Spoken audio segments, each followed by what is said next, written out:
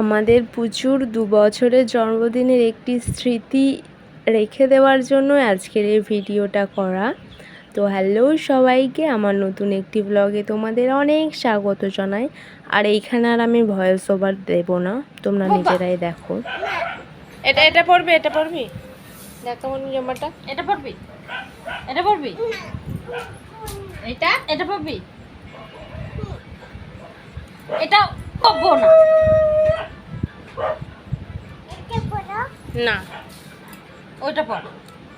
এটা কত সুন্দর জামা, আমার কি ভালো লাগছে জামাটা।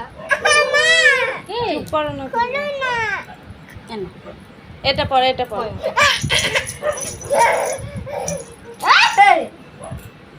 ওটা নিয়ে এটা পড়।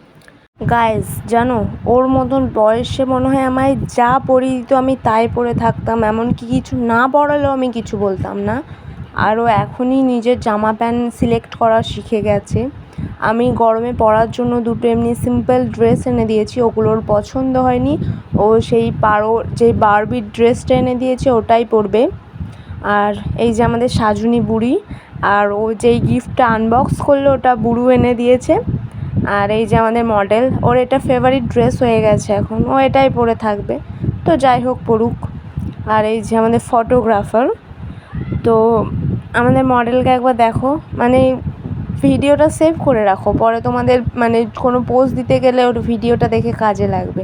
আর এই যে পুষ্পা মানে একবার জাস্ট বলা হয়েছে আর ও পুষ্পা পোজ দিচ্ছে।